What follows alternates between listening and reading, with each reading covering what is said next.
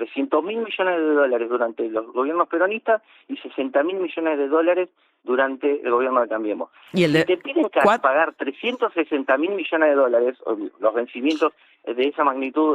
Ramiro Castiñeira le pegó una domada a María O'Donnell, que insiste en la devaluación.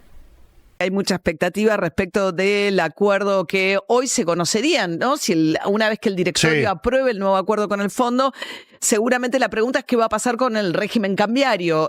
Luis Caputo, el ministro de Economía, hablando ayer, en realidad en un tuit acerca de la prórroga del acuerdo con China, lo que decía es, nos va a permitir una transición hacia un régimen cambiario sustentable, etcétera, con la idea de que hay algo que está por cambiar. Ramiro Castiñeira es economista, integra el Consejo de Asesores del presidente Javier Milei y dirige la consultora econométrica. ¿Cómo le va, Ramiro? Buen día. ¿Qué tal? ¿Cómo estamos? Buenos días. Bueno, ¿qué suponen que puede pasar a partir de hoy con el CROLIMPE, con las actuales reglas del régimen cambiario en la Argentina? Nada, exactamente nada. ¿Por qué? No, en lo personal no espero ningún cambio trascendental en el mercado cambiario, las reglas cambiarias, por el simple hecho de que el objetivo del gobierno para esta etapa era secar la plaza, y lo cual no creo que se modifique. El FMI no le va a hacer exigencias al gobierno al respecto sobre el mercado cambiario si es que entiende que primero, antes de la liberación del mercado cambiario, conviene secar la plaza. En esta idea de secar la plaza es justamente después del... Secarla de pesos para que no haya una corrida sobre el dólar, porque es esta teoría de Milei, si no tenés pesos nadie puede correr contra el dólar. Exactamente. Pero si eso es cierto, ¿por qué no liberan ahora el cepo?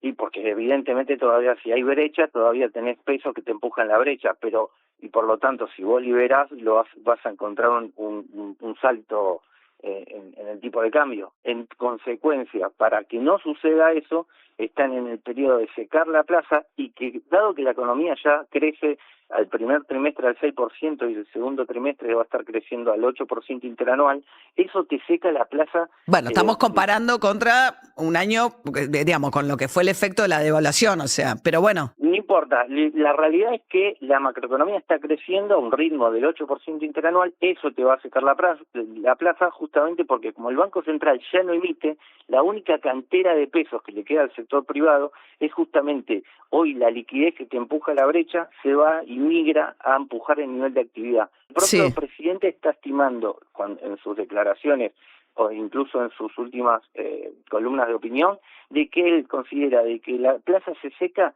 ya durante este año a punto tal que considera que el 2026 arrancaría sin cepo cambiario.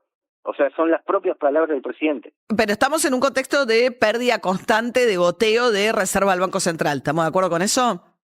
Sí, hay que preguntarse por qué, ¿no? Pues si no, hacemos mal el análisis.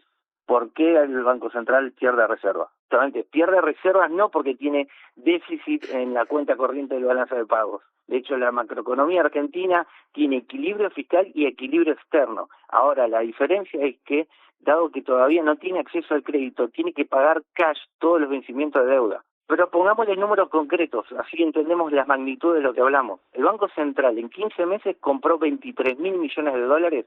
De esos 23.000 millones de dólares, utilizó 17.000 millones de dólares para pagar cash deuda externa y después utilizó 3.000 millones de dólares en todo el 2024 y en lo que va del 2025, 1.000 millones de dólares en el 2024, 2.000 millones de dólares en el 2025 para intervenir. Es decir, para eso, pero eso muestra que si a lo largo de un año usó 1.000 millones de dólares, que además fue el año del blanqueo, y en pocos meses ya usó el triple, quiere decir que ahí estás teniendo un problema.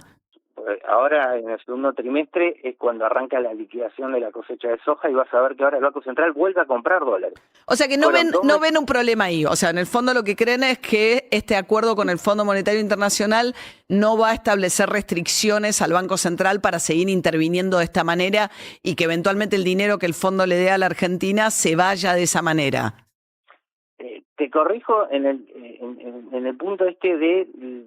¿Por qué vendió durante enero y febrero? En enero y febrero vendió justamente para el famoso dólar, no el dólar turista, que es más caro en el MUL que en el contado con liqui en su momento. Entonces, el sector privado aumentó fuerte la demanda y entonces ahí vendió el Banco Central en ese lado. Hay que entender que hay también demanda, digo, o sea, todo lo que es gastos de argentinos en el exterior, de la mano de un abaratamiento digamos, o un abaratamiento del dólar para los argentinos, hace que consuman más en dólares lo que pueden consumir. No, pero nuevamente, porque pareciera que los problemas son por cuenta corriente, y no son por cuenta corriente, son por cuenta capital. Argentina no tiene acceso al crédito. O sea, entonces, el punto es, Argentina está obligado a pagar sus deudas y al Banco Central se le va la plata pagando los vencimientos de deuda que tiene, pues no tiene ninguna fuente de financiamiento. Es el argumento. Pero porque cuando entendés eso, entendés que no se va a solucionar el problema devaluando. Déjame poner unos números sobre la mesa. Después de las renegociaciones de deuda de Martín Guzmán, durante el gobierno de Alberto Fernández, hay un despelote de vencimientos, ¿no? Del otro lado de la hoja, cuando Alberto Fernández mostraba cómo venían los vencimientos del otro lado de la hoja. Bueno, como hay grandes vencimientos de deuda, en consecuencia, si te piden pagarlo todo cash, vos calculás que desde el 2001 hasta el 2023 la deuda pública aumentó 360.000 millones de dólares. 300.000 millones de dólares durante los gobiernos peronistas y 60.000 millones de dólares durante el gobierno de Cambiemos. Si te piden pagar 360.000 millones de dólares, o los vencimientos de esa magnitud, lo que venza los próximos años, ¿cuánto tenés que devaluar? No hay devaluación que te permita pagar eso. Entonces, la pregunta no es cuánto va a devaluar, sino cuándo accede al mercado al mercado de deuda. Para tomar nueva deuda en el sector privado. Y mientras tanto, entonces, toma más deuda el Fondo Monetario.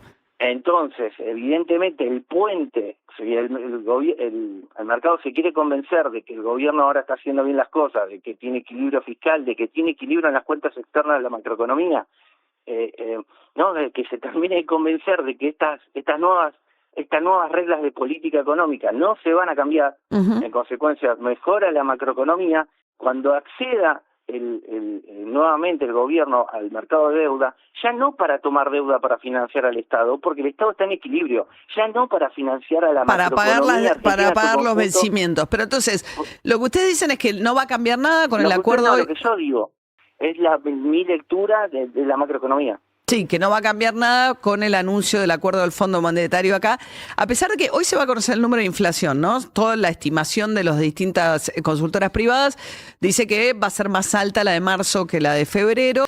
El gobierno había bajado el ritmo de la devaluación del crawling peg, ¿no? Del 2% al 1%. Pero esto no logró el efecto deseado de esa medida, que era lograr que la inflación siga a la baja. Y lo que hace es, te encarece todavía más la Argentina en dólares progresivamente. Estructural, Argentina ya mató a la inflación, en el sentido de que ya el Banco Central dejó de emitir. Por lo tanto, hay que esperar a que eso endógenamente logre el resultado. Nada más que, como recién hablábamos, el exceso de liquidez todavía está en la macroeconomía y por lo tanto no solo tenés brecha, también tenés inflación.